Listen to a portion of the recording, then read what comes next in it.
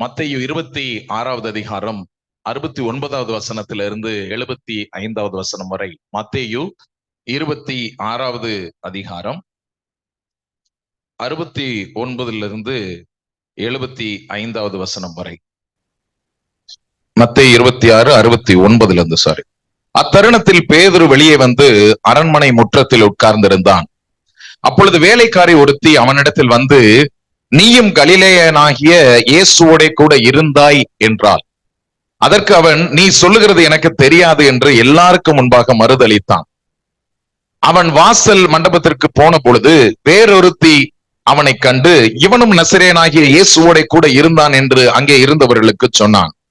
அவனோ, அந்த மனுஷனை நான் அறியேன் என்று ஆணையிட்டு மறுபடியும் மறுதலித்தான். சற்று நேரத்திற்கு பின்பு அங்கே நின்றவர்கள் பேதுருவினிடத்தில் வந்து, மெய்யாகவே நீயும் அவர்களில் ஒருவன், உன் பேச்சு உன்னை வெளிப்படுத்துகிறது என்றார்கள். அப்பொழுது அவன் அந்த மனுஷனை அறியேன் என்று சொல்லி சபிக்கவும் சத்தியம் பண்ணவும் தொடங்கினான். உடனே சேவல் கூவிற்று. அப்பொழுது பேதுரு, சேவல் கூவுகிறதற்கு முன்னே நீ என்னை 3 தரம் மறுதலிப்பாய் என்று இயேசு தன்னிடத்தில் சொன்ன வசனத்தை நினைத்துக் கொண்டு வெளியே போய் மனம் கசந்து அழுதான். கண்களை மூடி நாம் ஜெபிக்கலாம். கர்த்தர் இந்த வார்த்தைகளை நம்மோடு கூட நாம் தியானித்து அவைகளுடைய அர்த்தங்களை ஆழங்களை புரிந்து கொள்வதற்கு தேவனாகிய கர்த்தர் ஆவியானவர் நமக்கு உதவி செய்யும்படியாக. நல்ல ஆண்டவரே, இந்த அருமையான கால வேளையிலும் கூட உங்களுடைய வார்த்தைகளுக்காக நாங்கள் நன்றி செலுத்துகிறோம். ஆண்டவரே, உங்களுடைய வார்த்தைகள் முழு நிச்சயத்தோடும் அதிகாரத்தோடும் வல்லமையோடும் புறப்பட்டு வருகிறதப்பா. எங்களுடைய இருதயங்களை நல்ல நிலத்தை போல, பண்படுத்தப்பட்ட நிலத்தை போல உங்களுடைய வசனங்களை, உங்களுடைய வார்த்தைகளை உங்கள் சமூகத்திலிருந்து நாங்கள் பெற்றுக்கொண்டு ஆண்டவரே, அவைகள் 1, 30, 60, 100 பலன் தரத்தக்கதாக எங்களுடைய வாழ்விலே தகப்பனே இந்த வசனங்களை ஒப்பிட்டு பார்த்து உங்களுடைய நாமத்தை மகிமைப்படுத்த புது பலனை அடைந்து கொள்ள கர்த்தர் நீர் எங்களுக்கு உதவி செய்வீராக. ஆசீர்வதியும் வழி நடத்தும் இயேசுவின் நாமத்தினாலே ஜெபிக்கிறோம் அன்பின் பிதாவே, ஆமென். இந்த வசனங்களை நம்ம பார்க்கும் பொழுது பேதுரு ஆண்டவரோடு கூட இருந்த அந்த ஐக்கியத்துல இருந்த பொழுதும் ஒரு இக்கட்டான சூழல்கள் வரும் பொழுது, ஆண்டவரை சிலுவையிலே அறையக்கூடியதான அந்த சூழல் வரும் பொழுது பேதுரு எப்படி தேவனை மறுதலித்தான் என்பதை இந்த வசனங்கள் காண்பிக்கிறது. 3 முறை சேவல் கூவுகிறதற்கு முன்னே நீ என்னை மறுதலிப்பா என்று இயேசு கிறிஸ்து பேதுருவிடத்திலே சொல்கிறார். அப்பொழுது அது நிஜமாக நடக்கிறதை இந்த இடத்துல நாம் பார்க்கிறோம். 70வது வசனத்துல அவர் முதல்ல சொல்லுகிறதான காரியம், நீ சொல்லுகிறது எனக்கு தெரியாது என்று எல்லாருக்கும் முன்பாக மறுதலித்தான் என்று வேதவசனம் சொல்லுகிறது. முதல் தடவை வந்து அந்த வேலைக்காரி வந்து நீயும் இயேசுவோடு கூட இருந்தா என்று சொல்லும் பொழுது அவன் மறுதலித்து சொல்லுகிறதான காரியம் எல்லாருக்கும் முன்பதாக நீ சொல்றதே எனக்கு தெரியாது என்று சொல்லி மறுதலிக்கிறார். இரண்டாவது இன்னொருத்தி வந்து கேட்கும் பொழுது இப்ப என்ன சொல்றாரு, அந்த மனுஷனை நான் அறியேன், அந்த மனுஷனை நான் அறியேன் என்று ஆணையிட்டு மறுபடியும் மறுதலித்தான். ஃபர்ஸ்ட் எல்லாரும் முன்பதாக நீ சொல்றதே எனக்கு தெரியாதுன்றாரு. இரண்டாவது முறை வந்து கேட்கும் பொழுது அந்த மனுஷனையே நான் என்ன செய்யதில்லை, அறிந்ததில்லை, நான் அறியேன் என்று சொல்லி ஆணையிட்டு மறுபடியும் மறுதலித்தான். சற்று நேரத்திற்கு பின்பு அங்கே நின்றவர்கள் பேதுருவிடத்துல வந்து, இல்ல உன் பேச்சு காட்டி கொடுக்குது, நீ அவங்க மத்தியில அவரோட கூட இருந்தா என்று சொல்லும் பொழுது அதற்கு அவன் சொல்லுகிறான், அந்த மனுஷனை அறியேன் என்று சொல்லி சபிக்கவும் சத்தியம் பண்ணவும் தொடங்கினான் என்று சொல்லுகிறான். பேதுரு எப்படிப்பட்டதான மனிதர்? பேதுரு தேவனோடு கூட இருந்ததான உறவு இப்படிப்பட்டது. ஆனால் ஒரு நெருக்கமான சூழல் வரும் பொழுது பேதுரு எப்படி நடந்து கொண்டார், பேதுரு எப்படி இயேசு கிறிஸ்துவை அவர் மறுதலித்தார், எப்படி தன்னுடைய ஆண்டவரோடு கூட இருந்த வாழ்க்கையிலே தோற்று போனதான ஒரு அனுபவத்தை இந்த இடத்துல பார்க்கின்றோம். அதன் பின்பதாக கடைசி வசனம் சொல்லுகிறது, சேவல் கூவுகிறதற்கு முன்னே நீ என்னை 3 தரம் மறுதலிப்பா என்று இயேசு தன்னிடத்தில் சொன்ன வசனத்தை நினைத்துக் கொண்டு வெளியே போய் மனம் கசந்து அழுதான் என்று சொல்லி வேதவசனம் சொல்லுகிறது. இந்த பேதுரு எப்படிப்பட்டவர்? இந்த பேதுரு ஆண்டவரோடு கூட ஊழியத்தில் இருக்கும் பொழுது எப்படிப்பட்டதான குணாதிசயங்களை உடையவர்? பேதுரு ஆண்டவரோடு கூட வருகிறதுக்கு முன்னாடி எப்படி இருந்தார்? ஆண்டவரோடு கூட இசைந்து அவர் ஊழியத்தை செய்யும் பொழுது எப்படிப்பட்ட மனுஷராக இருந்தார் என்பதை நாம் பார்க்கும் பொழுது இந்த இடத்துல முதல்ல நம்ம பார்க்கிறது பேதுருனுடைய தோல்வி. பேதுருனுடைய தோல்வி. What does the Bible say about failure? வேதம் தோல்வியை குறித்து நமக்கு என்ன சொல்லுகிறது? வேதம் தோல்வியை குறித்து என்ன சொல்லுகிறது? ரோமருக்கு எழுதின நிருபம் 3வது அதிகாரம் 23வது வசனம் சொல்லுகிறது, எல்லாரும் பாவம் செய்து தேவ மகிமை அற்றவர்களாகி. எல்லாரும் பாவம் செய்து தேவ மகிமை அற்றவர்களாகி. அப்ப எப்படி எல்லாரும் பாவம் செய்தோம்? எப்படி எல்லாரும் தேவ மகிமை இழந்தோம்? இந்த தோல்வி என்பது, ஆண்டவரோடு இருக்கிற உறவில தோல்வி என்பது எங்கே ஆரம்பிச்சது? இந்த வேதாகமம் முழுவதுமாய் பார்த்தோம் என்று சொன்னா, அநேக தோல்வியின் சங்கதிகள், தோல்வியின் சரித்திரங்களை நாம் பார்க்கின்றோம். ஆனால் அந்த தோல்வி அங்க நின்று விடுவதில்லை. அதை தாண்டி தேவன் மகிமையான காரியங்களை செய்கிறார். அப்ப முதல் தோல்வி எங்க நடந்தது? முதல் தோல்வி ஆதாம் ஏவாள்டே ஆரம்பிச்சிருச்சு. தேவன் ஒரு திட்டத்தோடு, ஒரு நோக்கத்தோடு அவர்களை இந்த பூமியிலே சிருஷ்டித்து அவர்களை உண்டாக்கி வைத்தார். ஆண்டவர் இந்த கனியை நீ புசிக்க வேண்டாம் என்று சொல்லி ஒரு கட்டளையை கொடுத்தார். ஆனா என்றைக்கு அவர்கள் தேவனுடைய கட்டளையை மீறினார்களோ அன்றைக்கே அவர்கள் தோல்வியை என்ன செய்துட்டாங்க? தழுவி விட்டார்கள். ஒரு ஆசீர்வாதமான ஒரு வாழ்க்கை தேவன் அவர்களுக்கென்று ஏற்படுத்தி வைத்திருந்ததான அந்த ஏதேன் தோட்டத்தில ஆசீர்வாதமாய் வாழ வேண்டியதான வாழ்க்கை, மனுஷன் பிசாசனுடைய சத்தத்தை கேட்டு அதற்கு கீழ்ப்படிந்த பொழுது, தேவனுடைய சத்தத்திற்கு விலகும் பொழுது, ஆண்டவருக்கு கீழ்ப்படியாமல் போகும் பொழுது, அங்கே அவன் வீழ்ந்தான். அங்கே தோல்வி அவனை சந்திக்க ஆரம்பித்தது. வேதாகமத்துல அப்ப தொடர்ச்சியிலிருந்து அநேக தோல்வியுள்ள ஒரு பெரிய மனிதர்களை காண்கிறோம். விசுவாச வீரர்களையும் நாம் என்ன செய்கிறோம்? பார்க்கின்றோம். யாரெல்லாம் அப்படிப்பட்டதான தேவனுடைய வார்த்தையில சொல்லப்பட்ட சில நபர்களை நான் முன்னிட்டு காண்பிக்கிறேன். முதலாவதாக ஆதாமும் ஏவாளும். இரண்டாவது மோசேயை குறித்து நான் ஞாபகப்படுத்த விரும்புகிறேன். மோசேயும் அதே போலதான். எல்லாரும் ஜனங்கள் தண்ணீருக்காக தவித்துக் கொண்டு இருக்கும் பொழுது ஆண்டவர் இந்த பாறையை பார்த்து பேசு, அதுல இருந்து தண்ணீர் வரும்னு சொல்றாரு. ஆனா அவர் கோபத்துல கையில இருந்த தடியை கொண்டு என்ன செய்யறாரு? அடிச்சிடுறாரு. அவர் கோபத்துல, இந்த ஜனங்கள் ஏற்படுத்துறதான நிர்பந்தத்துல, நெருக்கத்துல, அவர் கோபத்துல அவர் அடிக்கிறார். அந்த கீழ்ப்படியாமையினால நீ கானானுக்குள்ளாக போகக்கூடிய ஆசீர்வாதத்தை மோசே என்ன செய்து போனார்? இழந்து போனார். ஆபிரகாம் இஸ்மேல் என்றதான ஒரு குழந்தையை பெற்றெடுத்ததுனால சாராவுக்கும் ஆபிரகாமுக்கும் இருதயம் எப்படியாய் நொறுக்கப்பட்டது என்பதை நாம் பார்க்கிறோம். யோனா நினிவேக்கு போ என்று சொல்லும் பொழுது, இல்ல நான் அந்த டைரக்ஷன்ல போக மாட்டேன், நான் வேற டைரக்ஷன்ல தான் போவேன் என்று திரும்பின பொழுது அங்கே யோனாவும் தோல்வியை சந்தித்ததான ஒரு மனிதனாய் பார்க்கப்படுகிறான். தாவீது ராஜா வேதாகமத்துல பாதி புஸ்தகங்களை எழுதினதான நபர், சங்கீதங்களில் அநேக சங்கீதங்கள் எழுதினதான நபர். ஒரு வேத ஆராய்ச்சியாளர் சொல்கிறார், 10 கட்டளைகளில 5 கட்டளைகளை தாவீது மீறி போனார் என்று. தேவன் கொடுத்த 10 கட்டளைகளில 5 கட்டளைகளை அவர் மீறி போனார். கொலை செய்தார், விபச்சாரம் பண்ணினார், பிறருடைய மனைவியை திருடினார், பிறனுடைய பொருளின் மேல இச்சையுள்ளவராக இருந்தார். இப்படி பல காரியங்களை வீழ்ந்ததான, தோல்வியில வீழ்ந்ததான தாவீது ராஜா. அதே போல அவருடைய குமாரராகிய சாலமோன் ஆண்டவருடைய வார்த்தைக்கு இணங்காமல், அவருடைய தகப்பனை போல தேவனுக்கு பக்தி இல்லாமல் அநேக மனைவிகளை கொண்டு தன்னுடைய வாழ்வினை அந்த மனைவிகளோடு சேர்ந்து விக்கிரகங்களை வணங்கவும் அவைகளை ஆராதிக்கவும் தொடங்கினதான ஒரு நபர். எலியா தீர்க்கதரிசி, வைராக்கியமான தீர்க்கதரிசி, கடந்த நாட்களில நம்ம பார்ப்போம். ஆனால் அவரும் கூட பயத்துல, தோல்வியில, நமக்கு தோல்வி நேரிடும், நம்முடைய உயிர் போயிரும் என்று சொல்லி ஆண்டவரிடத்துல ஜெபிக்கிறார். ஆண்டவரே என் உயிரை எடுத்துரும், போதும் ஆண்டவரே என் உயிரை எடுத்துக்கிறோம்னு சொல்லி ஜெபிக்கிற அளவுல அவர் தோல்வியை நோக்கி போகிறதான மனுஷனா இருக்கிறார். இப்பொழுது நாம் பார்க்கிறோம் பேதுரு, ஆண்டவரோடு கூட நெருங்கி வாழ்ந்ததான பேதுரு இப்போ இயேசு கிறிஸ்துவை மறுதலிக்கிறார். நீங்க சொல்றதே எனக்கு தெரியாதுன்னு சொல்லுகிறார். இந்த மனுஷனை எனக்கு தெரியவே தெரியாது அப்படின்னு ஆணையிட்டு சொல்லுகிறார். கடைசியா திரும்பவும் கேட்கும் பொழுது இதுவரை யாருன்னு எனக்கு தெரியாது என்று சொல்லி சபிக்கவும் சத்தியம் பண்ணவும் தொடங்கினதான பேதுரு. இப்படி வேதாகமத்துல அநேக தோல்வியின் ஹிஸ்டரி, தோல்வியின் சரித்திரங்கள், வரலாறுகள் இந்த இடத்துல கொடுக்கப்பட்டிருந்தாலும் ஆண்டவர் அந்த தோல்வியில அவருடைய வேலையை நிறுத்துகிறதான தேவன் அல்ல. தோல்வியின் மத்தியிலும் ஆண்டவரை சார்ந்து முகத்தை திருப்பும் பொழுது அவர் மீண்டும் எழ பண்ணுகிறார். அல்லேலூயா. நம்ம பாடும் பொழுது, அருமையான ஆராதனையில ஒரு கடைசி பாடல் பாடும்போது பாருங்க, உன் நிந்தனைகள் நிரந்தரமானது அல்ல, நீ இழந்ததை மீண்டும் தருவேன் என்று சொல்லி வாக்குத்தத்தம் பண்ணினதான தேவன்.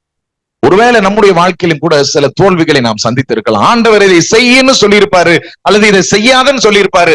ஆனா நம்ம அதைத்தான் போய் என்ன செய்வோம்? அவருடைய வார்த்தைக்கு விரோதமாக நாம் செய்திருப்போம். ஒருவேளை தோல்வியை சந்தித்திருப்போம், அவமானங்களை சந்தித்திருக்கலாம், நெருக்கங்களை சந்தித்திருக்கலாம். ஆனால் கர்த்தர் நல்லவராக இருக்கிறார். பேதுரு இப்படிப்பட்டதான ஒரு உன்னதமான நெருக்கத்துல தேவனோடு கூட வாழ்ந்ததான ஒரு மனிதர். நம்முடைய வாழ்க்கையில நம்ம எடுக்கக்கூடிய சில முடிவுகள் நமக்கு வேதனைகளையும் தோல்விகளையும் கொண்டு வரலாம். அந்த நேரங்களை நம்ம நினைக்கலாம், அவ்வளவுதான், இனிமே கர்த்தர் என்னை பயன்படுத்த முடியாது, இனிமே என் தேவன் என்னை உபயோகப்படுத்த முடியாது, என்னுடைய பலன் குறுகி போயிடுச்சு என்று சொல்லி நினைக்கிறதான நேரங்களில ஆண்டவருடைய வார்த்தைக்கு நேராக நாம் திரும்பும் பொழுது ஆண்டவர் சொல்லுகிறதான, நான் ஒரு புதிய துவக்கத்தை நான் உனக்கு துவக்குகிறேன், பழையவைகள் எல்லாம் ஒளிந்து போயின, எல்லாம் புதிதாயின, இதோ நான் புதிய காரியத்தை உன் வாழ்க்கையில செய்கிறேன், இப்பொழுதே அது தோன்றும் என்று சொல்லி கர்த்தர் நம்மை மீண்டுமாய் பலப்படுத்துகிற உன்னதமான தேவனாக இருக்கிறார். ரோமருக்கு எழுதின நிருபம் 8:28 சொல்லுகிறது, அன்றியும் அவருடைய தீர்மானத்தின்படி அழைக்கப்பட்டவர்களாய் தேவனிடத்தில் அன்பு கூறுகிறவர்களுக்கு சகலமும் நன்மைக்கு ஏதுவாக நடக்கிறது என்று அறிந்திருக்கிறோம். ஆகையால் தேவனோடு கூட நாம் இருக்கிறதான உறவிலே நாம் உறுதியாய் தரித்து கொண்டோம் என்று சொன்னா, ஆண்டவரை பற்றி கொள்கிறதுல நாம் உண்மையாய் உறுதியாய் தரித்து கொண்டோம் என்று சொன்னா, நம்முடைய வாழ்க்கையில நடக்கிற சகல காரியங்களையும் கர்த்தர் நன்மைக்கு ஏதுவாக மாற்றுகிறதான தேவன். அவர் தீமையை நன்மையாக மாற்றுகிறதான தேவன். ஹல்லேலூயா. தீமையை நன்மையாக மாற்றுகிறதான தேவன். மோசே வனாந்தரத்துல இந்த ஜனங்களை எகிப்து தேசத்திலிருந்து கூட்டிக் கொண்டு வரும் பொழுது நன்மையை கொண்டு வரும்படியாக ஜனங்களிடத்துல மோசே போய் சொன்னார், உங்களுடைய அடிமைத்தனத்திலிருந்து 400 வருடங்களுக்கு மேலாக நீங்க இங்க எகிப்து தேசத்துல அடிமைகளா இருக்கிறீங்க, உங்களை நான் மீட்டு எடுத்துக்கொள்ளும்படியாக கர்த்தர் என்னை அனுப்பி இருக்கிறார் என்று சொல்லி அந்த ஜனங்களை எல்லாம் திரட்டி கொண்டு ஆண்டவருடைய வார்த்தையின்படி எல்லாம் கடந்து வர்றாங்க. அவன் கடந்து வரும் பொழுது அனுப்பிச்சு விட்டதான பார்வோன் மீண்டும் அவனுடைய மனம் மாறுகிறது, இவங்களை இப்படியே விட்டுட்டோம்னா நம்மளுடைய வேலைகள்லாம் யார் செய்யறது சொல்லி மீண்டும் தன்னுடைய படைகளை எல்லாம் எடுத்துக்கொண்டு பின்னாடி அவர்களை பின்தொடர்கிறான். அவர்கள் கடந்து போகிறாங்க, முன்னாடி நடந்து போயிடலாம் அப்படின்னு சொல்லி போகும் பொழுது செங்கடலுக்கு முன்பதாக வந்து நிற்கிறாங்க. செங்கடலுக்கு முன்பதாக வந்து நிற்கும் பொழுது அந்த ஜனங்கள் மோசையை பார்த்து முறுமுறுக்க ஆரம்பிக்கிறார்கள். இதுக்குவா எங்களுக்கு கூட்டிட்டு வந்தீங்க, இங்க வந்து சாகிறதற்கா எங்களை கூட்டிட்டு வந்தீங்க, முன்னாடி செங்கடல் இருக்கு, வழியே இல்ல, பின்னாடி இப்ப பார்வோன் துரத்த ஆரம்பிச்சிட்டான், தன்னுடைய சேனைகளோடு கூட வர்றான், நாங்க பாட்டுக்கு அங்க இருந்திருப்போம், நாங்க பாட்டுக்கு அங்க வேலையை செஞ்சிருப்போம், அவனுக்கு அடிமையாவே இருந்திருப்போம், நாங்க பாட்டுக்கு சாப்பிட்டுட்டு அங்கே இருந்திருப்போம், இதுக்காகவா எங்களை வெளியில கூட்டு வந்தீங்கன்னு முறுமுறுக்க துவங்கினார். யோசிச்சு பாருங்க, ஒருத்தர் 2 பேர் இல்ல, 6 லட்சம் புருஷர்கள், 6 லட்சம் பேர் அவர்கள் முறுமுறுக்க துவங்கின போது மோசேக்கு தெரிந்ததெல்லாம், ஒருவேளை இது தோல்வியை போல மோசேக்கு தோன்றி இருக்கலாம். ஆண்டவரே இதுக்காகவா என்று சொல்லி இந்த ஜனங்கள் எல்லாம் அப்படி முறுமுறுக்கிறாங்களே, இப்ப நான் என்ன செய்வேன், முன்னாடி பார்த்தா செங்கடல், பின்னாடி பார்த்தா பார்வோன், எங்கேயும் போறதுக்கு வழி இல்ல, நான் என்ன செய்கிறது ஆண்டவர் என்று சொல்லும் பொழுது, உன் கையில் இருக்கிற கோலை அந்த கடலுக்கு நேராக நீட்டு என்று ஆண்டவர் சொல்கிறார். கோலை நீட்டின சமயத்துல கடல் 2ஆக பிளக்கிறது. அசாத்தியமான காரியங்கள் கர்த்தரிடத்திலிருந்து நடைபெறுகிறது. ஹல்லேலூயா. தோல்வியின் நடுவுல இது தோல்வியோ என்று நினைக்கும் பொழுது கர்த்தர் சொல்லுகிறதான காரியங்களை நாம் கீழ்ப்படிந்து கேட்கும் பொழுது, இதை நீ செய் என்று சொல்லி ஆண்டவர் சொல்லும் பொழுது அதை நாம் செயல்படுத்தும் பொழுது இயற்கைக்கு அப்பாற்பட்டதான அற்புதங்களை செய்ய தேவன் வல்லமையுள்ள தேவனாக இருக்கிறார். ஹல்லேலூயா.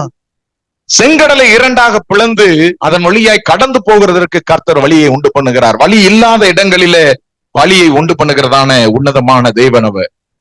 பேதுரு இயேசுவோடு கூட வருகிறதுக்கு முன்பதாக நமக்கு எல்லாருக்கும் தெரியும், பேதுரு ஒரு மீன் பிடிக்கிறவராக இருந்தார். அப்ப பொதுவா மீன் பிடிக்கிற ஜனங்களை நீங்க இன்றைக்கும் நீங்க போய் பார்த்தீங்கன்னு சொன்னா, கடலோரத்துல மீன் பிடிக்கிற ஜனங்கள் அவங்க பிசிக்கலா பாத்தீங்கன்னா ரொம்ப ஸ்ட்ராங்கா இருப்பாங்க. ஏன்னா கடலுக்குள்ள போய் படகை எடுத்து வலையை இழுத்து மீனை இழுத்து அவர்கள் பிசிக்கல் ஆக்டிவிட்டி நிறைய இருக்கிறதுனால இயற்கையாகவே அவர்கள் உடல் வலிமை உள்ளவர்களாக இருப்பாங்க. கொஞ்சம் அவங்க எல்லாம் சத்தம் போட்டுதான் எல்லாமே பேசுவாங்க. கடல் அலைகளின் நடுவில் ஒருத்தருக்கு ஒருத்தர் பேசிக்கொள்ளணும். அந்த ஒரு மாதிரி they are very rough and டஃப்பா இருக்கக்கூடியதான நபர்கள். அப்படி இருக்கக்கூடியதான பேதுரு 2 படகுகளுக்கு அதிபராக அல்லது ஓனராக இருந்ததான பேதுரு, அப்படிப்பட்டதான வியாபாரத்துல செயல்பட்டு வந்ததான பேதுரு, அப்போ ஆண்டவர் அவரை பார்த்து அழைக்கிறார், நீ என்னை பின்பற்றி வா என்று சொல்லி. ஆண்டவர் கூப்பிட்ட மாத்திரத்துல ஆண்டவரை பின்பற்றி வருகிறதான இந்த பேதுருடைய சிறப்பம்சம் என்ன, ஆண்டவரோடு கூட இருந்ததில்லை அப்படின்னு கேட்டீங்கன்னா, ஒரு 7 முக்கியமான சிறப்பம்சங்கள் பேதுருவுக்கு இருக்குது. பேதுரு தான் முதல்ல இயேசு கிறிஸ்து கூப்பிட்டதான ஒரு சீஷர்.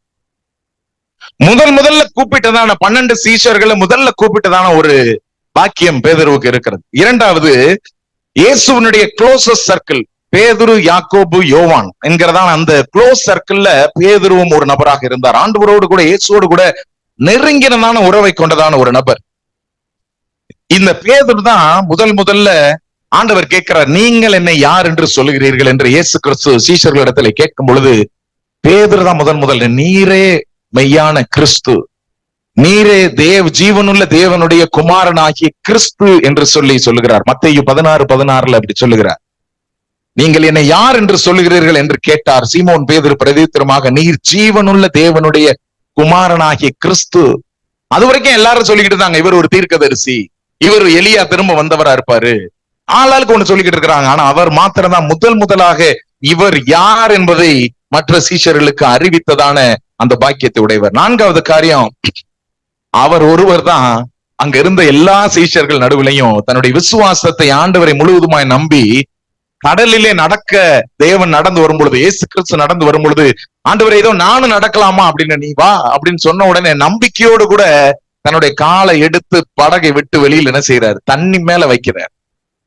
ஆண்டவரோடு கூட இருந்த விசுவாசம், ஆண்டவரோடு கூட இருந்த நெருக்கம் அவருக்குள்ளாக தைரியத்தை கொடுத்தது. நீ நடந்து வா அப்படின்னு ஆண்டவர் சொன்ன உடனே அவருடைய வார்த்தையை நம்பி தைரியமாக காலை எடுத்து படகுல இருந்து தண்ணீர் மேல வச்சு நடந்ததான நபர். எப்ப ஆண்டவருடைய கண்ணுல இருந்து அங்கிட்டு திரும்பி கண்ணு போச்சோ, சூழலை பார்த்ததோ அப்பதான் மூழ்க போனார். ஆனால் இருந்த எல்லா சீஷர்களையும் தைரியமான விசுவாசமாக காலை எடுத்து வச்சதான நபர் இந்த பேதுரு. இந்த பேதுரு எப்படி ஆண்டவரோடு நெருக்கமாக இருந்தார், எவ்வளவு அன்பாக இருந்தார் என்று சொன்னா, ஆண்டவர் சொன்னார், நான் இப்படி எல்லாம் மரிக்க வேண்டியது இருக்கும், இப்படி எல்லாம் நான் கல்வாரி சிலுவைக்கு போக வேண்டியது இருக்கும், இப்படி எல்லாம் நான் என்னுடைய சாவு இருக்கும், அதுக்கப்புறம் நான் உயிர் தழுவேன், இதெல்லாம் சொன்னாலும் கூட, இதெல்லாம் சொன்ன உடனே அவருக்கு அதை ஏற்றுக்கொள்ள முடியல. ஏற்றுக்கொள்ள முடியாததுனால மத்தேயு 16வது அதிகாரம் 22வது வசனம் அப்படி சொல்லுகிறது, அப்பொழுது பேதுரு அவரை தனியே அழைத்து கொண்டு போய், ஆண்டவரே இது உமக்கு நேரிடக்கூடாதே, இது உமக்கு சம்பவிப்பதில்லை என்று அவரை கடிந்து கொள்ள தொடங்கினார். இயேசு கிறிஸ்துவை கடிந்து கொண்டதான ஒரு சீஷர் என்று சொன்னா அது பேதுரு தான். ஏன்னா அவரோடு கூட அவ்வளவு ஐக்கியம், அவளோடு கூட அவ்வளவு அன்பு. ஆண்டவர் இப்படிலாம் நடக்கணும்பா என் வாழ்க்கையில சொல்லும்போது, ஆண்டவர் அதெல்லாம் நடக்கக்கூடாது, இதெல்லாம் உங்களுக்கு நடக்கிறதே இல்லை, இவைகளாம் உங்களுக்கு சம்பவிப்பதே இல்லை, இனிமே அப்படிலாம் என்ன செய்யாதீங்க, பேசாதீங்கன்னு சொல்லி அதட்டி கடிந்து கொள்கிறதான ஒரு இடத்தை கொண்டிருந்ததான நபர் இந்த பேதுரு. இந்த பேதுருக்கு மற்றொரு பாக்கியம், இயேசு கிறிஸ்து அவர் மறுரூபமாக இல்லை. இயேசு கிறிஸ்து தம்மோடு கூட இந்த 3 சீஷர்களை அழைத்து கொண்டு போய் அங்க ஜெபம் பண்ண ஆரம்பிக்கிறாரு. மத்தேயு 17வது அதிகாரம் 1-2வது வசனம் எடுக்கலாம். நம்ம மத்தேயு 17:1-2 நம்ம பார்க்கும் பொழுது, பேதுரு யாக்கோபு யோவான் அவர்களை அழைத்து கொண்டு போய் நீங்க ஜெபம் பண்ணிட்டு இருங்க அப்படின்னு சொல்லிட்டு ஆண்டவர் அந்த மலைக்கு நேரா போகிறாரு. அப்போ இயேசு கிறிஸ்து மறுரூபமாகிறார். மறுரூபமாகிறார்னா என்ன, அவர் யார் என்பதை அந்த இடத்துல என்ன செய்கிறார், வெளிக்காட்டுகிறார். அங்கே மோசே எலியாவும் அங்க என்ன செய்யறாங்க, வருகிறாங்க, அவர்களோடு கூட பேசுறாங்க. இயேசு கிறிஸ்து மறுரூபமாகிறார். அந்த 2வது வசனம் சொல்கிறது, அவர்களுக்கு முன்பாக மறுரூபமானார். பேதுரு யாக்கோபு யோவானுக்கு முன்பதாக இயேசு கிறிஸ்து மறுரூபமானார். அவர் முகம் சூரியனை போல பிரகாசித்தது, அவர் வஸ்திரம் வெளிச்சத்தை போல் வெண்மையாயிற்று. இயேசு கிறிஸ்து அவர்களோடு கூட சாதாரணமா தான் வந்துட்டு இருந்தார். சாதாரணமா அவர்களோடு கூட வந்து கொண்டிருந்ததான தேவன் மறுரூபகமாகும் பொழுது அவருடைய முகத்தையும் அவர் தேவ மகிமையையும் பேதுருவும் அவரோடு கூட இருந்த மற்ற 2 சீஷர்களும் கண்டார்கள். அப்போ அந்த மறுரூபத்தை ஆண்டவர் பேதுருவுக்கு என்ன செய்கிறார், காண்பிக்கிறார். உடனே பேதுரு சொல்லுகிறார், ஆண்டவரே சூப்பர், ஆண்டவரே மோசே எலியா அங்க இருக்கிறாங்க, நம்ம இங்கே ஒரு கூடாரத்தை போடுவோம், நல்லா இருக்குது இங்க உங்க கூட இருக்கிறது, நீங்க தேவனுடைய குமாரன் என்பதை எல்லாம் அப்படியே பார்த்து இங்கே கூடாரத்தை போட்டு எல்லாம் உட்காருவோம் அப்படின்லாம் பேசிட்டு இருக்கும் பொழுது, அப்பொழுது பேதுரு இயேசுவை நோக்கி, ஆண்டவரே நாம் இங்கே இருக்கிறது நல்லது, உமக்கு சித்தமானால் இங்கே உமக்கு ஒரு கூடாரமும் மோசேக்கு ஒரு கூடாரமும் எலியாவுக்கு ஒரு கூடாரமாக 3 கூடாரங்களை போடுவோம் என்றான். அவன் பேசி கொண்டிருக்கையில் இதோ ஒளியுள்ள ஒரு மேகம் அவர்கள் மேல் நிழலிட்டது. இவர் என்னுடைய நேசகுமாரன், இவரில் பிரியமா இருக்கிறேன், இவருக்கு செவி கொடுங்கள் என்று அந்த மேகத்திலிருந்து ஒரு சத்தம் உண்டாயிற்று. பேதுருனுடைய இன்னொரு பெரிய பாக்கியம் என்ன, இவர் இப்படி பேசிட்டு இருக்கிறார், இங்க ஒரு கூடாரம் போடுவோம் இப்படி போடுவோம் பேசிட்டு இருக்கும் பொழுது, பேசிக்கொண்டிருக்கையில் பிதாவாகிய தேவன் மேகத்திலிருந்து பேசுகிறார். பேதுரு பேசிக்கிட்டு இருக்கிற சமயத்துல பிதாவாகிய தேவன் நேரடியாக அவர் பேசுகிறார், இவர் என்னுடைய நேசகுமாரன், இவரில் நான் பிரியமா இருக்கிறேன், இவருக்கு செவி கொடுங்கள் என்று அந்த மேகத்திலிருந்து ஒரு சத்தம் உண்டாயிற்று. அப்ப பேதுரு பாருங்க என்னன்னா அவருடைய வாழ்க்கையில முதல்ல தேவனால பிரித்தெடுக்கப்பட்ட ஒரு மனுஷன், தேவனோடு கூட நெருக்கமான ஐக்கியம் உண்டான ஒரு மனுஷன். ஆண்டவரோடு கூட இருந்த அன்பில தைரியத்தோடு விசுவாசத்தோடு தண்ணீரின் மேல கடலின் மேல காலை தூக்கி வச்சதான ஒரு மனுஷன். ஆண்டவரோடு கூட இருக்கிறதான அந்த அன்பில நெருக்கத்துல ஆண்டவரையே அதட்டுகிறதான ஒரு ஸ்லாக்கியத்தை அல்லது ஒரு நெருக்கத்தை பெற்றுக் கொண்டதான ஒரு மனுஷன். இயேசு கிறிஸ்து மறுரூபமாகிறதை நேரடியாக கண்ட மனுஷன். பிதாவாகிய தேவன் இவர் பேசிக் கொண்டிருக்கும் பொழுது நேரடியாக பேசுகிறதான சத்தத்தை கேட்டதான ஒரு மனுஷன். இந்த மனுஷன், இவ்வளவு நெருக்கமான ஒரு மனுஷன், அவர் விழுந்து போகிறார். இவர் யாருன்னே எனக்கு தெரியாது, நீங்க சொல்றதே எனக்கு தெரியாது, இவர் எனக்கு தெரியவே தெரியாது என்று சொல்லி சபிக்கவும் சத்தியம் பண்ணவும் தொடங்கினான் என்று சொல்லி பேதுரு வீழ்கிறதை நாம் பார்க்கின்றோம். பேதுரு வீழ்கிறதை நாம் பார்க்கின்றோம். இவ்வளவு நான் நெருக்கமா இருந்தேனே, ஒருவேளை ஆண்டவர் பேதுருவை பார்த்து சொல்லி இருக்கலாம், இவ்வளவு நான் உனக்கு எல்லாம் காண்பித்தேனே, உன்னைதான் நான் முதல்ல அழைச்சேன், உனக்கு இவ்வளவு காரியங்களை செய்தேனே, 3 வருடம் என் கூடயே நீ இருந்தியே, எத்தனை அதிசயங்களை பார்த்த, எத்தனை அற்புதங்களை பார்த்த, எவ்வளவு காரியம் உனக்கு நான் சொல்லி கொடுத்திருக்கேன், எவ்வளவு விசுவாசம் உள்ளவனா இருந்த, எல்லாம் உனக்கு செய்தேனே, ஆனா நீ என்னை யாருன்னே தெரியாதுன்னு சொல்லிட்டே அப்படின்னு சொன்னதுக்கு ஒருவேளை கர்த்தர் அவருடைய முகத்தை திருப்பி கொண்டு கூட என்ன செஞ்சிருக்கலாம், போயிருந்திருக்கலாம். நம்முடைய வாழ்க்கையில நம்ம யோசித்து பார்க்கலாம். நம்ம வளர்த்ததான, நம்மோடு கூட நெருக்கமா இருந்ததான, நம்மை நேசித்து அவர்களை உருவாக்கி வழிநடத்தினதான ஒருவேளை நம்முடைய இனஜன பந்தங்களா இருக்கலாம், கூட பிறந்தவங்களா இருக்கலாம், நம்முடைய உறவினர்களா இருக்கலாம், நல்ல நண்பர்களா இருக்கலாம். இவ்வளவு நான் செய்தேனே, இவ்வளவு அவர்களோடு கூட இருந்தேனே, இவ்வளவு நான் தைரியம் கொடுத்தனே, இவ்வளவு ஒத்தாசையா நான் இருந்தேனே, ஆனா என்னை அவங்க இப்படி பேசிட்டாங்களே, என்னை அவங்க எனக்கு பின்னாடி இப்படி பேசிட்டாங்களே, என்னை அவங்க இப்படி விட்டு விலகிட்டு போயிட்டாங்களே, எனக்கு ஒரு நெருக்கம் வரும்பொழுது அவங்க என் கூட நிக்காம போயிட்டாங்களே. சில நேரங்கள்ல சில மனிதர்களை குறித்து நாம என்ன செய்வோம், அப்படி யோசிக்கிறதான். அவ்வளவுதான் அவர்களுடைய வாழ்க்கை முடிந்தது என்று சொல்லி யோசிப்போம். சில நேரங்கள்ல நம்மளை குறித்து நம்ம யோசிப்போம், இப்படி இருந்தோம், ஆனா நம்ம தவறிட்டோம், நம்ம தவறு செஞ்சுட்டோம், நம்ம தப்பு பண்ணிட்டோம், நம்ம விழுந்துட்டோம், நம்ம தோல்வி அடைஞ்சிட்டோம், ஆண்டவரே இனிமே எழுப்பி வர்றதற்கு எனக்கு வழியே இல்ல, உங்க முன்னாடி வந்து நிற்கிறதற்கு எனக்கு தகுதியே இல்ல அப்படின்னு சொல்ற அளவுக்கு கூட நம்ம இருந்திருக்கலாம். பேதுரு அப்படிப்பட்ட ஒரு சூழல்ல தான் இருந்தார். ஆண்டவர் முன்னாடி போய் நிற்பதற்கு எப்படி நிற்பாரு, மனம் கசந்து அழுதான் என்று சொல்லி வேதவசனம் சொல்லுகிறது. இவ்வளவு தேவனோடு கூட ஐக்கியம் பாராட்டினதான பேதுரு அவர் தவறி விழுந்தார், he failed. ஆனால் தேவன் அதை முடிவாக கருதவில்லை. கர்த்தர் அவருக்கு பின்பதாக முன்னாடியே தேவன் அழைத்தார், நீ என்னை பின்பற்றி வா என்று சொல்லி முன்னாடியே தேவன் முன்குறித்தார். இந்த கல்லின் மேல் என் சபையை கட்டுவேன் என்று சொல்லி பேதுருவை பார்த்துதான் சொன்னால், he is the rock, அவர் இந்த கல்லின் மேல் என்னுடைய சபையை கட்டுவேன் என்று சொல்லி வாக்குத்தத்தம் பண்ணினதான அந்த ஆண்டவர். இந்த ஃபெயிலியர்ஸ், இந்த தோல்விகள் நமக்கு என்ன காண்பிக்கிறது, நமக்கு ஒரு சந்தர்ப்பத்தை அது கொடுக்கிறது. யாக்கோபுக்கு எழுதின நிருபம் 1வது அதிகாரம் 2, 3, 4 வசனங்கள் இப்படியாய் சொல்லுகிறது. என் சகோதரரே, நீங்கள் பலவிதமான சோதனைகளில் அகப்படும் பொழுது உங்கள் விசுவாசத்தின் பரீட்சையானது பொறுமையை உண்டாக்கும் என்று அறிந்து அதை மிகுந்த சந்தோஷமாக எண்ணுங்கள். ஆண்டவர் சில நேரங்களில நம்முடைய வாழ்க்கையில சோதனைகளை அனுமதிப்பது, சில வேளைகளிலே நம்ம அந்த சோதனைகளிலே தோற்று போவது, சில நேரங்களிலே கர்த்தர் அந்த தீமையையும் கூட அந்த தோல்வியையும் கூட ஆண்டவர் நன்மையாக மாற்றுகிறார். அதிலிருந்து நாம் கற்றுக்கொள்ளும்படியாக விரும்புகிறார். சில நேரங்களில் கடினமான வாழ்க்கையின் வழியாக அவமானங்களுக்குள்ளாக நிந்தைகளுக்குள்ளாக நாம் கடந்து போகும் பொழுது அதன் நடுவிலே கர்த்தர் நம்மோடு கூட பேசுகிற தேவனாக இருக்கிறார். நாம் தனிமையில விடப்பட்ட பொழுது எனக்கு வேற யாரும் இல்ல, நீர் மட்டுமே எனக்கு தஞ்சம் என்று சொல்லி ஆண்டவரை நெருங்கி போகும் பொழுது கர்த்தர் நம்மோடு கூட பேசி நம்மை தைரியப்படுத்துகிற தேவனாக இருந்தார். நம்முடைய ஆண்டவர் சொல்லுகிற வார்த்தை, உன்னுடைய பாவங்கள் இரத்தாம்பர சிவப்பாக இருந்தாலும் அதை பஞ்சை போல பனியை போல வெண்மையாக மாற்றுவேன் என்று சொல்லி வாக்குத்தத்தம் பண்ணினதான தேவன். அவர் நமக்கு ஒரு புதிய துவக்கத்தை கொடுக்க விரும்புகிறார். நம்முடைய தோல்விகளிலே துவண்டு போக விரும்பவில்லை. பேதுரு தன்னுடைய தோல்வியிலே துவண்டு மனம் கசந்து அழுதான். ஆனால் ஆண்டவர் அவனை அங்கே விட்டு விடல, தன்னுடைய முகத்தை ஆண்டவர் திருப்பிக் கொள்ளல. அவனுக்கு ஒரு புதிய காரியத்தை துவக்குகிறார், ஒரு புதிய காரியத்தை செய்கிறார். என்னவெல்லாம் செய்தார் தேவன் இவருடைய வாழ்க்கையில?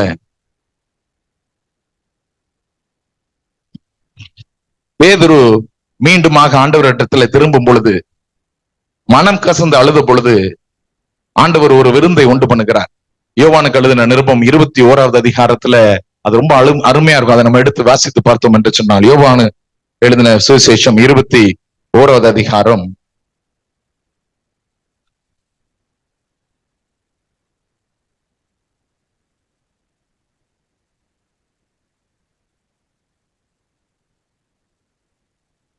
இவைகளுக்கு பின்பு இயேசு திபேரியா கடற்கரையிலே மறுபடியும் சீஷருக்கு தம்மை வெளிப்படுத்தினார். மறுபடியும் சீஷருக்கு தம்மை வெளிப்படுத்தினார். இந்த வெளிப்படுத்துதலுக்கு முன்பதாகவே மற்றொரு அருமையான விஷயத்தை நான் மெடிடேட் பண்ணும்போது பார்த்தேன். இயேசு கிறிஸ்து பேதுருவுக்கு தரிசனமானார். உயிர் தெழுந்த பின்பதாக இயேசு கிறிஸ்து பேதுருவுக்கு தரிசனமானார். லூக்கா எழுதின சுவிசேஷம் 24:34 சொல்லப்பட்டிருக்கிறது, கர்த்தர் மெய்யாகவே உயிர் தெழுந்து சீமோனுக்கு தரிசனமானார் என்று அவர்கள் சொல்ல கேட்டு என்று வாசிக்கிறோம். முதலாக நம்முடைய சீஷர்களிலே ஆண்டவர் தரிசனமானது மீண்டும் யாருக்குதான்? பேதுருவுக்கு தான். பேதுரு மறுதலித்தான், பேதுரு தோற்று போனான். ஆனால் கர்த்தர் அவருடைய வார்த்தையிலே உண்மையுள்ள தேவனாக இருந்தார். அவருக்கு மீண்டுமாய் அவரிடத்திலே காண்பிக்கிறார். இரண்டாவது பார்க்கிறோம், அங்க ஒரு 21வது அதிகாரம் யோவானுக்கு எழுதின சுவிசேஷத்துல கடற்கரையிலே சீஷருக்கு தம்மை வெளிப்படுத்தினார். எல்லா சீஷர்களுக்கும் இப்ப வெளிப்படுத்தின விவரமாவது என்று சொல்லி அதுக்கு பின்பதாக நம்ம பார்க்கிறோம். இப்ப என்ன செஞ்சுட்டாங்க? ஆண்டவர் உயிர் தெழுந்துட்டார், ஆண்டவர் மரிச்சிட்டாரு, உயிர் தெழுந்து ஒரு தடவை தரிசனம் ஆயிட்டு போயிட்டாரு. உங்களுக்கு இப்ப என்ன பண்ணன்னு தெரியல. பேதுரு திரும்பவும் மீன் பிடிக்கவே என்ன செஞ்சிட்டாரு? தன்னுடைய வேலைக்கு போயிட்டார். மீன் பிடிக்கிற வேலைக்கு போகும் பொழுது அவங்க போய் எல்லாம் ட்ரை பண்றாங்க, அங்க ஒண்ணும் கிடைக்கல. அப்புறம் திரும்ப ஆண்டவர் சொல்றாரு, நீங்க வலையை எந்த சைடு போடுங்கன்னு. போட்ட உடனே அங்க நிறைய மீன்கள் கிடைக்கிறது. அதை இழுத்து கொண்டு வர்றாங்க. இந்த சம்பவங்கள் நமக்கு தெரிந்ததுதான், நான் சுருக்கமாய் சொல்லி முடிக்கிறேன். அதை அவங்க இழுத்து கொண்டு கரைகளில் வரும் பொழுது ஆண்டவர் அங்கே அவங்களுக்கு பிரேக்ஃபாஸ்ட் ரெடி பண்ணி வச்சிருக்கிறார். ஆண்டவர் அங்க அவங்களுக்கு சாப்பிடுறதுக்கு பிரேக்ஃபாஸ்ட் ரெடி பண்ணி வச்சிருக்கிறாரு. அதெல்லாம் செய்தி முடிச்ச பின்பு 21வது அதிகாரம் 15வது வசனம் இப்படியாய் சொல்லுகிறது, அவர்கள் போஜனம் பண்ணின பின்பு, அவங்க போஜனம் பண்ணின பின்பு இயேசு சீமோன் பேதுருவை நோக்கி, யோனாவின் குமாரனாகிய சீமோனே, இவர்களிலும் அதிகமாய் நீ என்னிடத்தில் அன்பாய் இருக்கிறாயா என்றார். அதற்கு அவன், ஆம் ஆண்டவரே, உம்மை நேசிக்கிறேன் என்பதை நீர் அறிவீர் என்றான். அவர், என் ஆட்டுக்குட்டிகளை மேய்ப்பாயாக என்றார். இரண்டாம் தரம் அவர் அவனை நோக்கி, யோனாவின் குமாரனாகிய சீமோனே, நீ என்னிடத்தில் அன்பாய் இருக்கிறாயா என்றார். அதற்கு அவன், ஆம் ஆண்டவரே, உம்மை நேசிக்கிறேன் என்பதை நீர் அறிவீர் என்றான். அதற்கு அவர், என் ஆடுகளை மேய்ப்பாயாக என்றார். மூன்றாம் தரம் அவர் அவனை நோக்கி, யோனாவின் குமாரனாகிய சீமோனே, நீ என்னை நேசிக்கிறாயா என்றார். என்னை நேசிக்கிறாயா என்று அவர் மூன்றாம் தரம் தன்னை கேட்டபடியினாலே பேதுரு துக்கப்பட்டு, ஆண்டவரே, நீர் எல்லாவற்றையும் அறிந்திருக்கிறீர், நான் உம்மை நேசிக்கிறேன் என்பதையும் நீர் அறிவீர் என்றான். இயேசு, என் ஆடுகளை மேய்ப்பாயாக என்றார்.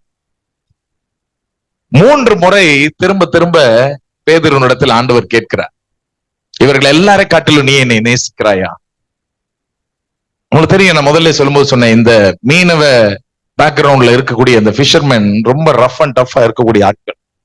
ஆனால் கர்த்தர் அவர்களுடைய இருதயத்தையும் கூட என்ன செய்கிறாரு? நொறுக்குகிறார்.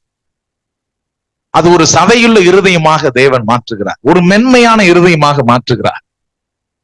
ஆண்டவர் பேதுருவை பார்த்து கேட்கிறாரு, நீ என்னை மறுதலித்து, இதெல்லாம் பழசெல்லாம் சுட்டி காமிச்சிருக்கலாம். நான் சொன்னேன்ல, நீ என்னை 3 தடவை மறுதலிப்ப, என்னைய தெரியாதுன்னு சொல்லிட்டியே, என்னை இப்படி பேசிட்டியே, நான் எவ்வளவு கஷ்டப்பட்டேன், எவ்வளவு துக்கப்பட்டேன், என்னென்னமோ பேசியிருக்கலாம். சில நேரங்கள் நம்மளுக்கு அப்படிதான் தோணும். நம்ம நேசித்தவங்க நம்மை விட்டு விலகி போகும் பொழுது, அல்ல நம்ம பற்றி தவறுதலா பேசும் பொழுது, அவங்களை திரும்பவும் நம்ம சந்திக்கும் பொழுது, ஒரு சந்தர்ப்பத்துல மீண்டுமாக நம்ம ஒன்றாக கூடி வரும் பொழுது நம்ம மனசுல அவ்வளவு கேள்விகள் இருக்கு. இதெல்லாம் நான் கேட்கிறேன், இதெல்லாம் வச்சிருக்கிறேன், என்னை இப்படி இப்படி எல்லாம் பேசுனீங்க, இப்படி எல்லாம் சொன்னீங்க, இதெல்லாம் நான் கேட்கிறேன், வச்சிருக்கிறேன் அப்படிங்கிற மனோபாவத்துல சில நேரம் மனிதர்களாகிய நாம் இருக்கலாம். ஆனால் இயேசு கிறிஸ்து ஒரு வார்த்தை கூட பேதுரு இடத்துல கேட்கல. ஆண்டவர் கேட்ட வார்த்தை, சீமோன் பேதுருவே, என்னை நீ நேசிக்கிறாயா? ஆமா ஆண்டவரே, நேசிக்கிறேன். கொஞ்ச நேரம் கழிச்சு திரும்பவும், பேதுரு, நீ நேசிக்கிறியா? ஆமா ஆண்டவரே, உங்களுக்கு தெரியும் ஆண்டவரே, நான் உங்களை நேசிக்கிறேன். திரும்பவும் கேட்கிறாரு, உண்மையிலேயே என்னை நேசிக்கிறியா? ஆமா ஆண்டவரே, நான் நேசிக்கிறேன். இந்த பேதுரு அவ்வளவாக தேவன் மீது அன்பு கொண்டிருந்தவர். ஒரு காலகட்டத்துல ஆண்டவர் இடத்துல சொல்லுகிறார், ஆண்டவரே, நான் உமக்காக ஜீவனே கொடுப்பேன் ஆண்டவர். அப்ப சொல்லும் பொழுதுதான் சொல்றாரு, நீ ஜீவனை கொடுப்பியா? நீ என்னை யாருனே தெரியாதுன்னு சொல்லுவ அப்படின்னு சொல்லிதான் அந்த இதை சொல்ற. உங்களுக்காக நான் உயிரே கொடுப்பேன் ஆண்டவரே. அப்படிப்பட்டதான நெருக்கம் தான் ஆண்டவர் மீது பேதுரு வச்சிருந்தார். ஆண்டவரை அவங்க சங்கிலிகளால கட்டி இழுத்துட்டு போகணும்னு தொடும் பொழுது தன்னுடைய உரையில இருந்த கத்தி எடுத்து ஒருத்தனை வெட்ட ஆரம்பிச்சது. அவன் காதை வெட்டணும்னு குறியில்லை, நான் நினைக்கிறேன். கத்தி எடுத்து யாராவது காதா இருக்கணும்னு நினைப்பாங்களா? சரி, கத்தி எடுத்தா ஒருத்தனை போட்டு தள்ளணும்னு தான் நினைச்சுவாங்க. அவ்வளவு வெறித்தனமான அன்பு. ஏன் ஆண்டவரை நீ தொடறியான்னு சொல்லி எடுத்தான். அவன் விலகுனனால காதோட போச்சு. ஆனால் ஆண்டவர் எச்சரிக்கிறார், கத்தி எடுக்கிறவன் கத்தினாலதான் அழிவான். நான் உனக்கு இதை சொல்லி தரல, அன்பைத்தான் விதைக்க வேண்டும் என்று சொல்லி இருக்கிறேன் என்று அங்கேயும் ஆண்டவர் கற்றுக் கொடுக்கிறார். அவ்வளவு நெருக்கமான அன்பு வைத்திருந்த அந்த பேதுருவிடத்துல போய், நீ என்னை நேசிக்கிறியா, நீ என்னை நேசிக்கிறியா, நீ என்னை நேசிக்கிறியான்னு சொல்லும் பொழுது அவன் இருதயம் உடனே, ஆண்டவரே நான் உண்மை நேசிக்கிறேன் ஆண்டவரே, என் முழு இருதயத்தோட நான் நேசிக்கிறேன், அப்ப என் ஆடுகளை நீ மேய்ப்பாயாக என்று சொல்லி அவனை மீண்டுமாக எந்த ஸ்தானத்திற்கு அவனை கொண்டு வந்தாரோ அதே ஸ்தானத்தில் மீண்டும் நிலைநிறுத்துகிறார். அதன் பின்பதாக பேதுருடைய வாழ்க்கையில் என்ன நடக்கிறது? He goes on to become the leader of the disciples. மற்ற சீஷர்களுக்கெல்லாம் தலைவராக தேவன் ஏற்படுத்துகிறார். அப்போஸ்தலர் நடவடிக்கைகள் 2வது அதிகாரம் 14வது வசனத்துல நம்ம பார்க்கின்றோம். அவர்கள் எல்லாரும் அந்த மேல் வீட்டறையில் இருக்கிறாங்க. அங்க ஆவியானவர் அக்கினியாக இறங்கி அவர்களை அபிஷேகிக்கிறார்.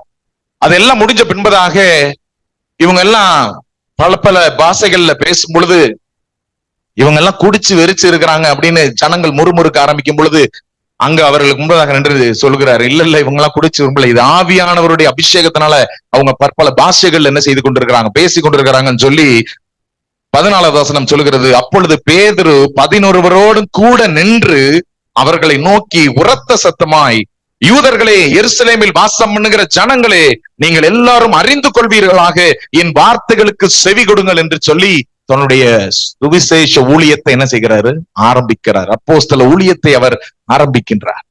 மற்ற சீஷர்களுக்கு தலைவனாக தேவன் மீண்டுமா ஏற்படுத்துகிறார். ஆண்டவர் உயிர்த்தெழுந்து போன பின்பதாக பேதுரு அங்கு தலைவராக மாறுகிறார். அது மாத்திரமல்ல, தொடர்ந்து நாம் பார்க்கும் பொழுது அதே அதிகாரத்துல 41வது வசனம், அந்த எழும்பி நின்று பேச ஆரம்பிக்கிறார். அவருடைய சந்ததி எல்லாத்தையும் சொல்லுகிறார். இயேசு கிறிஸ்துவை பத்தி சொல்லுகிறார். ஜனங்கள் எப்படி மனம் திரும்ப வேண்டும் என்பதை குறித்து சொல்கிறார். எல்லா பிரசங்கத்துல முடிச்ச உடனே அதே அதிகாரத்துல 41வது வசனத்துல நாம் பார்க்கின்றோம், அன்றைய தினத்துல ஆண்டவரை ஏற்றுக்கொண்டவர்கள் ஞான ஸ்நானம் பெற்றார்கள். அன்றைய தினம் ஏறக்குறைய 3000 பேர் சேர்த்து கொள்ளப்பட்டார்கள். 3000 பேர் சேர்த்து கொள்ளப்பட்டார்கள். ஒரே மெசேஜ், ஒரே சுவிசேஷ கூட்டம். ஜனங்களை, யூதர்களை பார்த்து பேசுகிறார். எனக்கு செவி கொடுங்கள் என்று சொல்லி அவர் பேசினதான ஆவியானவருடைய அபிஷேகத்தோடு பேசினதுனால 3000 பேர் அன்று ஆண்டவரை ஏற்றுக்கொண்டார்கள், ஞான ஸ்நானம் பெற்றார்கள், சபைக்குள்ளாக அவர்கள் சேர்ந்தார்.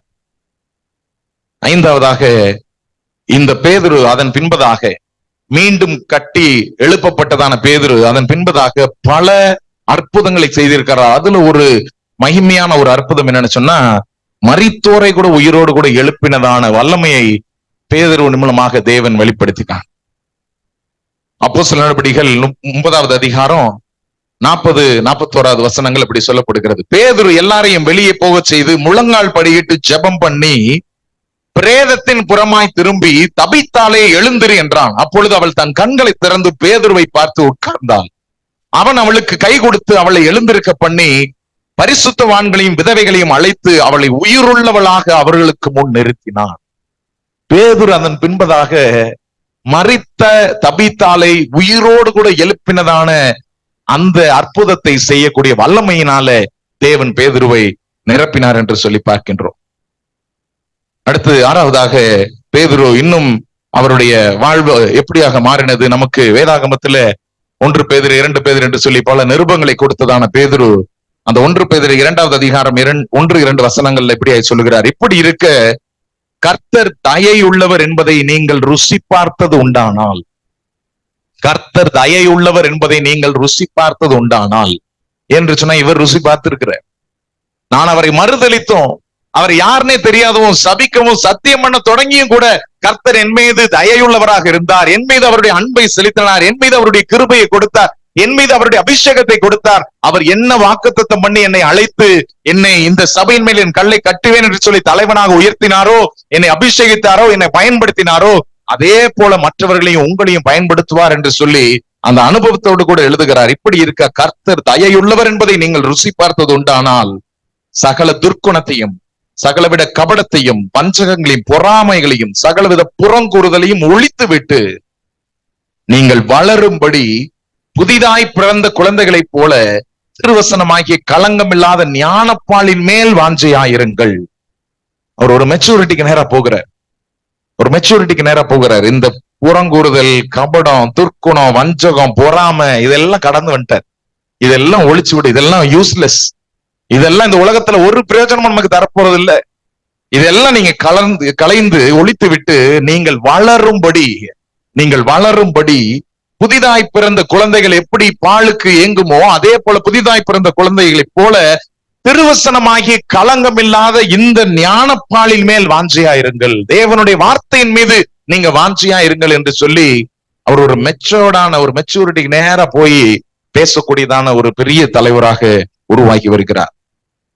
கடைசியாக நாம் பார்க்கின்றோம், இயேசு கிறிஸ்து 2 வார்த்தைகளை பேதுருக்கு சொல்லுகிறார். முதல்ல மத்தேயு 4:19 அவர் இவர்கள் எல்லாம் பேதுருவையும் அவனோடு கூட இருந்து கூப்பிடும் பொழுது, என் பின்னே வாருங்கள், ஃபாலோ மீ, உங்களை மனுஷர்களை பிடிக்கிறவர்கள் ஆக்குவேன், ஃபாலோ மீ, உங்களை மனுஷர்களை பிடிக்கிறவர்கள் ஆக்குவேன் என்று சொல்லி முதல்ல அழைத்த தேவன், மீண்டுமாக தேவன் இந்த உலகத்தை விட்டு உயிர் தெழுந்து கடந்து போகும் பொழுது மீண்டும் அதே யோவான் 21வது அதிகாரம் 19வது வசனத்துல சொல்லுகிறார், அவர் இதை சொல்லிய பின்பு அவனை நோக்கி என்னை பின்பற்றி வா என்றார். முதல்ல அழைக்கும் பொழுது என்னை பின்பற்றி வா என்று சொல்லி இயேசு கிறிஸ்து சொல்லுகிறாரு. இயேசு கிறிஸ்து இந்த உலகத்தை விட்டு கடைசியா பேதுரு இந்த சீஷர்களிடத்துல பேசி முடிச்சு பேதுருவிடத்துல பேசும் பொழுதும் அவர் கடைசியா சொல்லி முடித்து போனதான காரியம், இதை சொல்லிய பின்பு அவனை நோக்கி என்னை பின்பற்றி வா என்றார். பிரியமானவர்களே, தேவன் நம்மை தோல்வியிலே அப்படியே விழுந்து விடுகிறதற்கு விரும்புகிற தேவன் அல்ல. நாம் செய்கிறதான தவறுதல் அல்லது நம்ம எடுக்கக்கூடிய தவறுதலான முடிவுகளினாலேயோ அதோடு கூட இவன் முடிஞ்சிருச்சு அவ்வளவுதான் இவன் வாழ்க்கைன்னு சொல்லி நம்மளை விட்டு போகிறதான தேவன் அல்ல. அவர் நம்மை மீண்டுமாக தூக்கி எழுப்பி நிற்க பண்ணுகிறதான தேவன். He is a God who gives another chance. நீதிமான் 7 முறை விழுந்தாலும் மீண்டும் என்ன செய்வான்? ஆண்டவருடைய சமூகத்திலே எழும்பி நிற்பான். கர்த்தர் அப்படியாக நம்மை பேறு பிரித்திருக்கிறார், அப்படியாக நம்ம உருவாக்கி இருக்கிறார். நமக்குள்ளாக தேவை, என்னுடைய தோல்வியிலே கிடந்து கவலைப்பட்டு வேதனைப்பட்டு துவண்டு அங்கே போகணும்னு அவசியம் இல்லை. கர்த்தரிடத்துக்கு நேராக திரும்பும் பொழுது கர்த்தர் புது எண்ணெயினால நம்மை அபிஷேகம் பண்ணுகிறார், புது பலத்தினால நம்மை இடை கட்டுகிறார். கண்களை மூடி நாம் செபிக்கலாம். சில தேவ மனிதர்கள் ஆண்டவருடைய வார்த்தைகளை குறித்து பேசும் பொழுது இந்த தோல்வி என்பது ஒரு ஈவெண்ட், ஒரு சம்பவம் வாழ்க்கையில. அந்த தோல்வியே நமக்கு நிரந்தரமானது கிடையாது, நம்முடைய நிந்தனைகள் நமக்கு நிரந்தரமானது கிடையாது.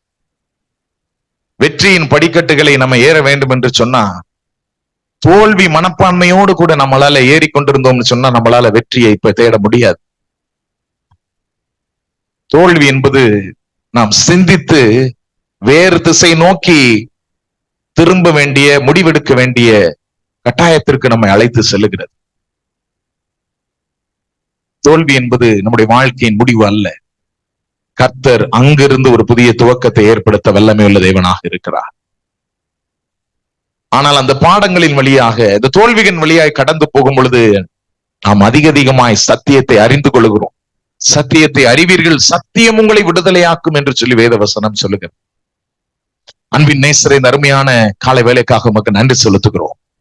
பேதுருனுடைய வாழ்வில் இருந்து ஆண்டவரே, உம்மோடு கூட நெருக்கமாய் வாழ்ந்ததான பேதுருனுடைய வாழ்க்கையில அவர் உம்மை நிராகரித்து, உம்மை நிந்தித்து அல்லது உம்மை மறுதலித்து சபிக்க தொடங்கினாலும், சத்தியம் பண்ண தொடங்கினாலும் நீர் அவரை மன்னித்து மீண்டுமாக ஏற்றுக்கொண்டு மனம் கசந்து அழுத பேதுருவை நீர் மனதோடு கூட கர்த்தாவை மீண்டுமாய் நேசித்து அவருடைய கரங்களிலே கொடுத்த பொறுப்புகளையும் அவர் ஆண்டவரை அவர் மூலமாய் நீர் செய்த அற்புதங்களையும் இன்றைக்கு கிறிஸ்துவ சமுதாயத்தினுடைய தலைக்கல்லாய், மூளைக்கல்லாய் நீர் அவரை ஏற்படுத்தினதற்காக உமக்கு நாங்கள் நன்றி செலுத்துகிறோம். இந்த காலை வேளையில எங்களையும் கூட உடைய கரங்கள் அர்ப்பணிக்கிறோம். எங்களுடைய வாழ்விலையும் நாங்கள் சந்தித்திருக்கிறதான ஒருவேளை தோல்விகளிலே ஆண்டவரே நாங்கள் நின்று அல்லது நாங்கள் எடுத்த முடிவுகளிலே எங்களுக்கு ஏற்பட்ட வேதனைகளை, கர்த்தாவே அவமானங்களை, நிந்தனைகளை நினைத்து அங்கே துவண்டு போய் நாங்கள் நின்று விடாதபடி இதோ புதிய துவக்கத்தை தருகிற எங்கள் அன்பின் ஆண்டவரை இந்த காலை நேரத்தில் நோக்கி பார்க்கிறோம். அப்பா, உம்முடைய நாமத்தை மகிமைப்படுத்தும்படியாய் எங்களை மீண்டுமாய் பலப்படுத்தும் ஆண்டவரே. மீண்டுமாய் கர்த்தாவே எங்களை கட்டி எழுப்பும் ஆண்டவரே. மீண்டுமாய் எங்களை கர்த்தாவே நீர் ஆண்டவரை கனப்படுத்தும், உயர்த்தும், மேன்மைப்படுத்தும் ஆண்டவரே. உம்முடைய பிள்ளைகள் ஒவ்வொருவரையும் ஆசீர்வதியும் தகப்பனே. அவர்களுடைய மனதில் இருக்கிற எல்லா விதமான கர்த்தாவை நிந்தைகளையும் அவமானங்களையும் கவலைகளையும் நீர் விளக்கும். உம்மோடு கூட கர்த்தாவை மீண்டுமாய் அன்போடு கூட ஐக்கியப்படத்தக்கதாக அந்த மனம் திரும்புதலையும் உம்முடைய நேசத்தையும் மீண்டுமாய் ஊற்றும், உம்முடைய அபிஷேகத்தை ஊற்றும், ஆளுகை செய்யும், வழி நடத்தும், பலப்படுத்தும். எல்லா துதி கன மகிமை உமக்கு ஒருவருக்கு ஏறெடுக்கிறோம். இயேசுவின் நாமத்தில் ஜெபிக்கிறோம் ஜீவனுள்ள எங்கள் நல்ல பிதாவே, ஆமென், ஆமென். என் ஆத்துமாவே கர்த்தரை ஸ்தோத்திரி, என் முழு உள்ளமே பரிசுத்த நாமத்தை ஸ்தோத்திரி. என் ஆத்துமாவே கர்த்தரை ஸ்தோத்திரி, அவர் செய்த சகல உபகாரங்களையும் மறவாதே. ஆமென், ஆமென். கர்த்தர் உங்களை ஆசீர்வதிப்பாராக.